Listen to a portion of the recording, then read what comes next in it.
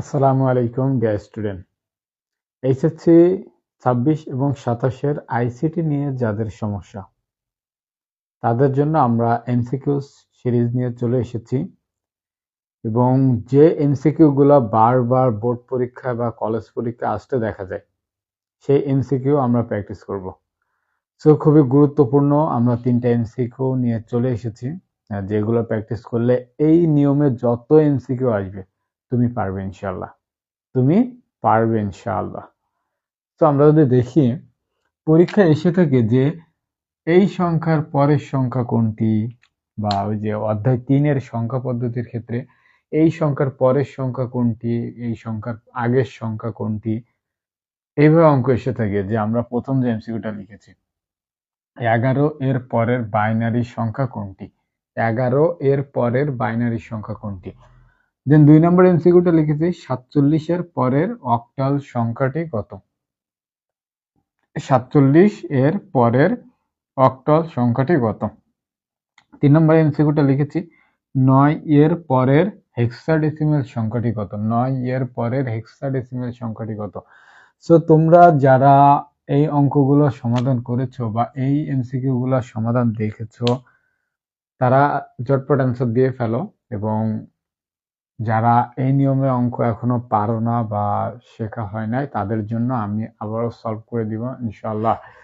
So তোমরা যারা এটা এমসিকিউ পারবা তারা অবশ্যই অ্যান্সার দেওয়ার চেষ্টা করো। সো আমরা একটা কথা মনে রাখবো, পরীক্ষা যখন বলবে যে পরের সংখ্যা যখন বলবে তখন যে সংখ্যাটা দেওয়া থাকবে এর সাথে 1 যোগ করব। পরের সংখ্যাটার ক্ষেত্রে 1 যোগ করব। আর যদি বলে আগের সংখ্যা অর্থাৎ 11 এর আগের সংখ্যা তাহলে 1 বিয়োগ। যখন পরীক্ষা তোমাকে বলবে পরের সংখ্যা তখন 1 যোগ করবা, যখন বলবে আগের সংখ্যা তখন 1 বিয়োগ করবা। সো আমাদের কাজ হচ্ছে এখানে বলা হচ্ছে 11 এর পরের সংখ্যা, 11 এর পরের সংখ্যা। তাহলে আমাদের কাজ কি, 11 এর পরের সংখ্যা বের করার কাজ। তাহলে 11-র সাথে আমরা যদি 1 যোগ করি, 11 সাথে যদি 1 যোগ করি তাহলে আমাদের আসে কত। বাইনারিতে 12 বলে তো কোনো অঙ্ক নাই। বাইনারি সংখ্যায় তো আমরা জানি বেস 2, 0 এবং 1 ছাড়া আর কোনো সংখ্যা থাকবে না, 0 এবং 1 ছাড়া আর কোনো সংখ্যা থাকবে না। তুমি অপশন টেস্ট করে অ্যান্সার পাবা না, কারণ এখানে 2 শুধু এইটা হবে না এবং 10 এটা হলো আগের সংখ্যা, সো দুইটা বাদ। তো 100 বা 101 এই দুইটা হতে পারে অপশন টেস্ট করে। সেক্ষেত্রে আমরা যদি এটা যোগ করি, 1 আর 1 যোগ করলে বাইনারিতে হয় 10, 10 এর 0 হাতে 1 ওই 1 আর এই 1, 1 আর 1 যদি আমরা যোগ করি হাতের 1 এবং এই 1 যদি যোগ করি তাহলে 1 আর 1 10, 10 এর 0 হাতে নাই। তো হাতের অঙ্কটা আমরা বসায় দিলাম, তাহলে অ্যান্সার কত, 100। তাহলে 100। বুঝতে পেরেছো? যখন তোমার পরীক্ষায় বলবে যে পরের সংখ্যাটি কত তাহলে অবশ্যই পরের সংখ্যাটির ক্ষেত্রে 1 যোগ করবা, আর যখন বলবে যে আগের সংখ্যাটি কত তাহলে 1 বিয়োগ করবা, 1 বিয়োগ করবা। তাহলে আমরা এটা দেখি, 2 নম্বরটা দেখি। 1 নম্বরটা হয়ে গেছে, 2 নম্বরটা 47 এর পরের অক্টাল সংখ্যাটি কত, 47 এর পরের অক্টাল সংখ্যাটি কত। তাহলে আমরা কি দেখেছি, পরের সংখ্যা যখন বলবে তখন 1 যোগ করব। তাহলে আমরা 47 এর ক্ষেত্রে যদি তোমাদেরকে দেখাই, উপরেই দেখাই, আমরা 47 এর ক্ষেত্রে যদি আমরা এখানেই দেখাই, তোমরা একটু খেয়াল করো, 47 এর সাথে আমরা 1 যোগ করলাম, তাহলে আমাদের কত আসবে। অক্টালে যোগের ক্ষেত্রে আমরা জানি অক্টাল সংখ্যার বেজ হচ্ছে 8টি, 0 থেকে 7 পর্যন্ত। 8 এবং 9 এই দুইটা সংখ্যা অক্টাল সংখ্যা না। সো আমরা যদি একটু অপশন টেস্ট দিই, তোমরা একটু দেখো, এখানে 8 এটা অক্টাল সংখ্যা না, সো এটা হবে না, ক হবে না। এবং খ নাম্বার হতে পারে, খ নাম্বার হতে পারে, গ নাম্বারও হতে পারে, এবং ঘ নাম্বারে যেহেতু 9 আছে, 9 অক্টাল সংখ্যা না, সো হবে না। তাহলে অ্যান্সার কি হতে পারে, গ অথবা খ। খ খ অথবা গ, এই দুইটা অ্যান্সার হতে পারে। তো আমরা যদি একটু দেখি, আমরা অক্টাল সংখ্যার ক্ষেত্রে 7 আর 1 কত জানি?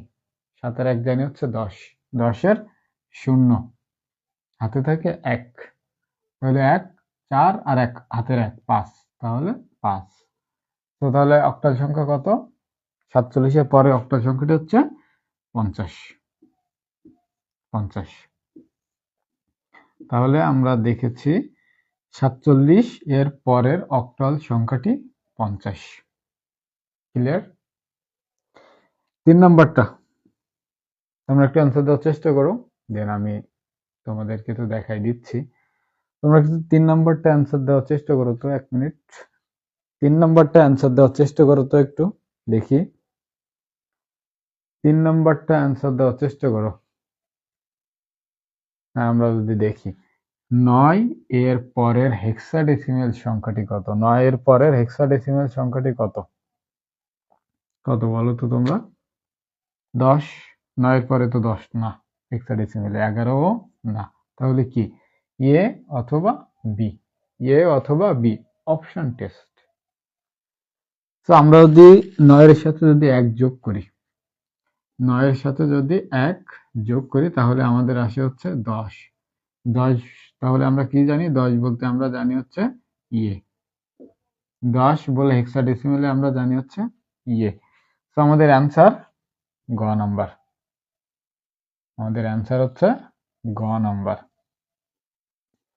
সো 3টা এমসিকিউ কিন্তু খুবই গুরুত্বপূর্ণ, কারণ এই এমসিকিউ গুলা বোর্ডে এসে থেকে, কলেজ পরীক্ষায় এসে থেকে, এবং তোমরাই ভুল করো, তোমরাই বারবার ভুল করো, কারণ পরের সংখ্যা কোনটি, আগের সংখ্যা কোনটি, এটাই তোমাদের প্যাচ লাগে। সো আমরা বলবো, যখন পরীক্ষায় বলবে এই অঙ্কগুলোর ক্ষেত্রে পরের সংখ্যাটি কত, পরের সংখ্যাটি কত, তখন তুমি 1 যোগ করবা। আর যখন বলবে আগের সংখ্যাটি কত, তখন 1 বিয়োগ করবা। বিয়োগ করলে অ্যান্সার চলে আসবে। সো আজকের এমসিকিউ, যে আমরা যে এমসিকিউ টেস্ট নিয়ে চলে এসেছি, আজকেই প্রথম এমসিকিউ টেস্ট ছিল আমাদের, 3টা আমরা দিয়ে দেখালাম। আমরা প্রতিটা টপিকের উপর যেগুলো ইম্পর্টেন্ট, বোর্ডে আসার মতো যে টপিকগুলো বোর্ডে এসেছে, ওই টপিকের উপর এমসিকিউ সলভ করব। সো তোমরা, আরো একটা কথা জানিয়ে দিই, আমাদের বাংলা, ইংরেজি এবং আইসিটি পেইড ব্যাচে ভর্তি চলছে। প্রতি বিষয়ে 599 টাকা হোয়াটসঅ্যাপ নাম্বার দেওয়া আছে, বা পেজে মেসেজ দিতে পারো ভর্তির জন্য। 1 ফেব্রুয়ারি থেকে ক্লাস শুরু হবে ইনশাল্লাহ। সো আজকে এই পর্যন্ত, সবাই ভালো থাকবা, সুস্থ থাকবা, আল্লাহ হাফেজ।